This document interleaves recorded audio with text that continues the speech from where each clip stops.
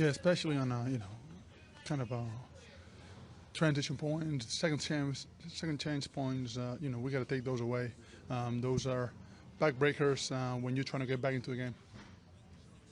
You mentioned the second chance points. It wasn't just one guy on the boards for them on the offensive boards. What do you guys have to do to kind of shut that down for them in game seven? Multiple bodies.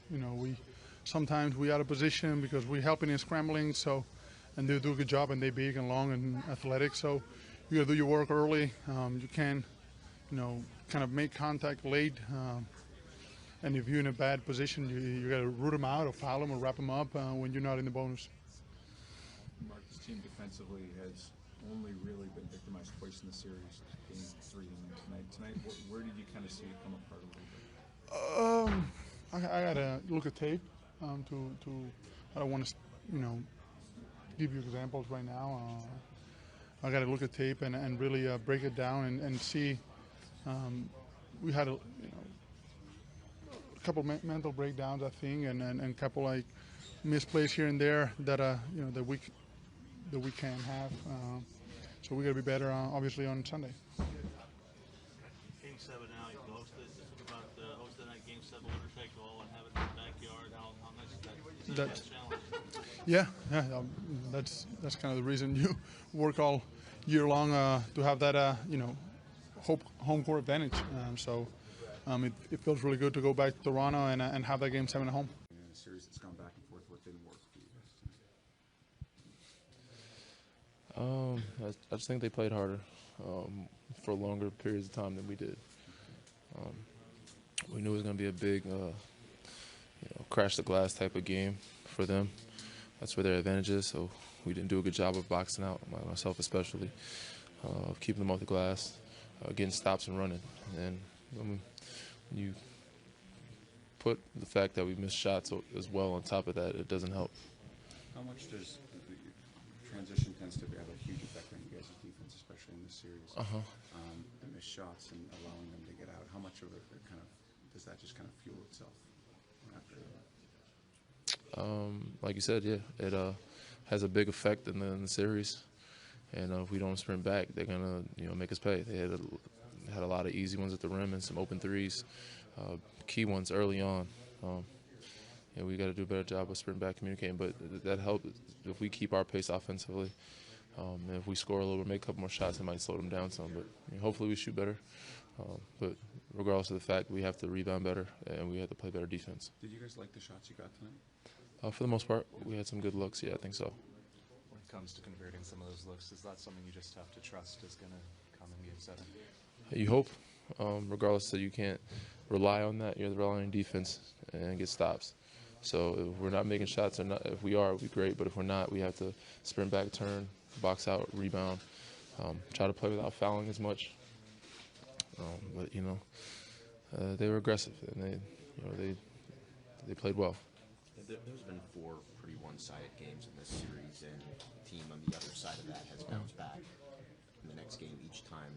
Does that speak to the competitive nature, the pride that both of these teams have? Probably. Both were very good ball clubs, coached well, and some guys with edge and pride. Not going to just let a team continue to embarrass you. You come out with a little bit more, anger, motivation.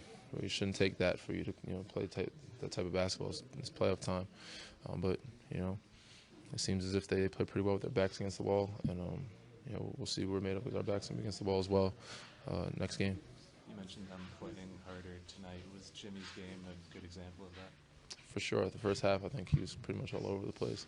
And not just offensively, but defensively. He was downhill, drawing fouls, getting steals, leading the break, him and Ben, a big factor. So hopefully we can slow them. They did a great job of screening for him as well. We got to do a better job of slowing them down, him especially. Not that it's an excuse, but how much different is playing every other night in the playoffs versus the regular season? No different. It's part of the season. It's part of the game. It's basketball. It's what we live for. So what we play this game for. Moments like this and times like this is more than enough time to rest, which should be fine.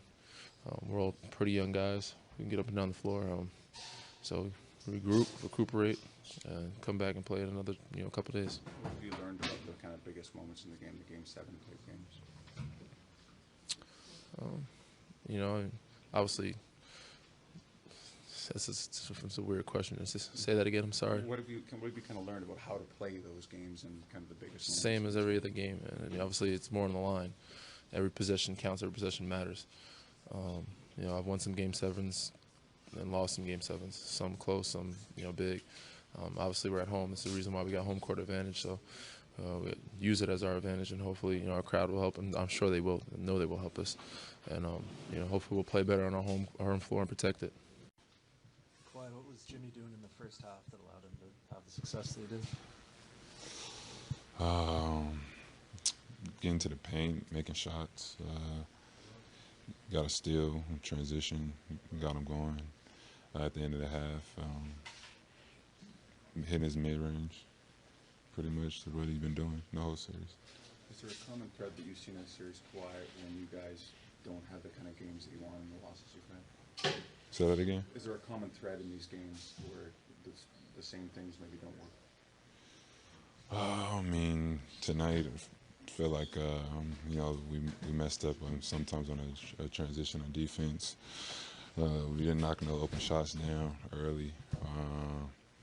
And they played well. They came with pace, knocked down their open shots early on, and we tried to dig ourselves out of the hole. What do you guys have to do to keep them off of the offensive glass, especially in some of those broken possessions there? I mean, what you're supposed to do, just box out, try to be as strong as possible, and try to grab the rebound.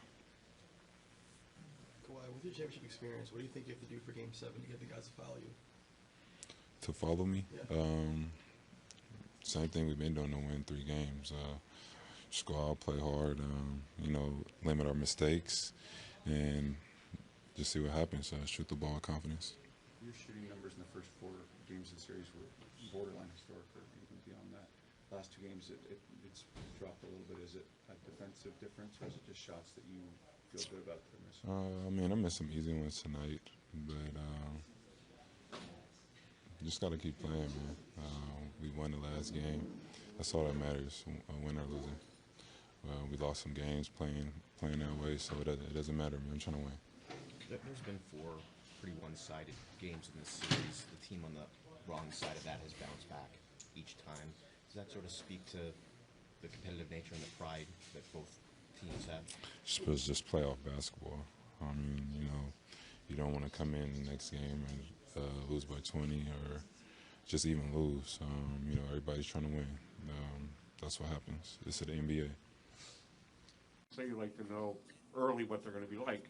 Yeah. I'm surprised they were a little bit tentative. Yeah, a little bit. I mean, I think obviously with the start, I think it was 13-5, right? Not great, and but then I thought we settled in really quickly. I think we went on I think we took the lead there, 15-13 after that run or something like that.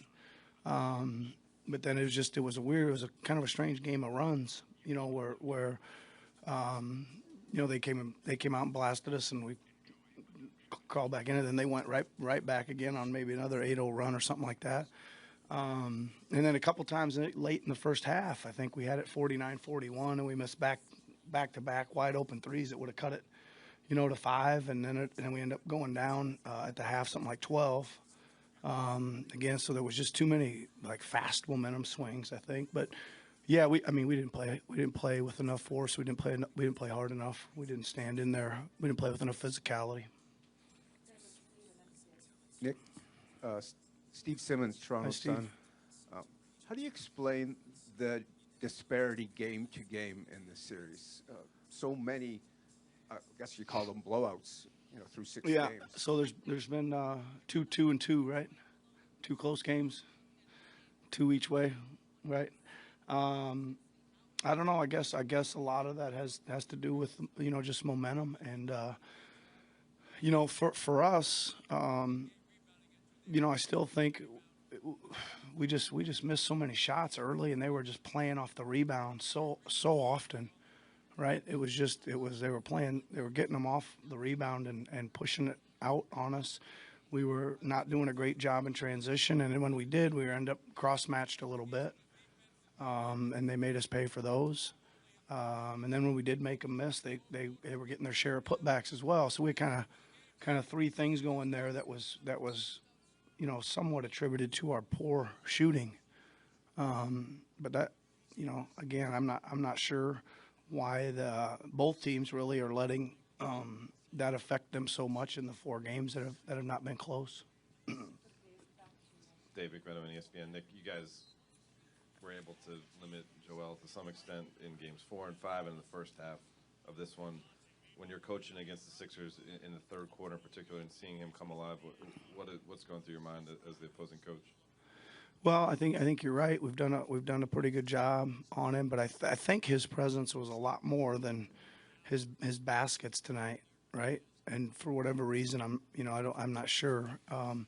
But it seems like we again weren't into the paint as much as we would have liked to, and I imagine he had something to do with that, right? But again, I'm pretty happy with the shots we made him take. Or I think I can only recall maybe one total that we didn't even rotate out to him. I think he missed that one, right? The other ones were kind of slow close threes, and he you're gonna because you're protecting the paint, versus Simmons and Butler and Harris and those guys driving, that you're gonna give up some of those kickbacks, and you do the best you can to contest them, and he happened to make a couple of them tonight. I don't know, that's all I got for you.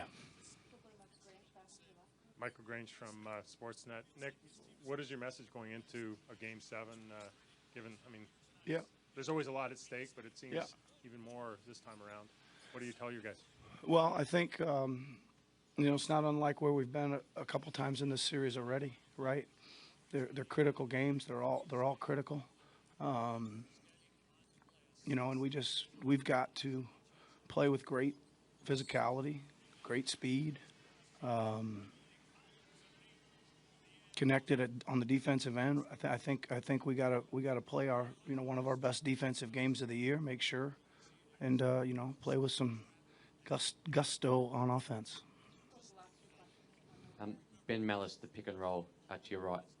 Just with Ben Simmons, you've done a good job this series of keeping him, I suppose, out of his running game and forcing him into turnovers and tough passes. And tonight he was able to get going and impact the game. Mm-hmm. Was that something he was doing, or was that something you look at and say your defense wasn't up to scratch tonight? Yeah, I think it was probably a combination of some of the stuff I talked about. I think our poor shooting got him out in the open floor a lot. I think he was certainly aggressive. Give him credit. I thought he made a lot more straight line, non-hesitant moves tonight. He just when he decided to go, he decided to go, and he wasn't thinking about passing really tonight, and he was just taking it to the rim, and we weren't providing enough help down there. And he hurt us on the glass a couple times early. Like, we had a couple good defensive possession, and there his big arm and hand came up there and tipped him in, and those are tough, right? When you've had a good defensive possession and they stick in a high percentage tip in. He was really good tonight, but he's a really good player. I think that you don't expect these guys to stay silent for every game in a long series. They're good. I apologize if you've answered this before, but during the game, you guys made several runs at them, and then they came back with a run, notably that third quarter especially. How tough was it for your team to get at them and then they counter-punch like that? Yeah, I think that's always the hard part, right? When you do claw your way back to somewhere where you can see it, and then you just have a couple of either strange plays or they answer with a 3-ball or something like that. And again, it kind of takes your spirit a little bit, and all the energy you use to fight to get it close, and then it goes back up to the gap. So it was such a game of runs tonight, and I don't know. You just got to try to keep playing through those things, right? When it's not going in, your defense has to be that much better. Got to make sure you get shots, but again, we gotta make sure our defense is better and a bit more connected and a little bit more team orientated on the defensive rebounding.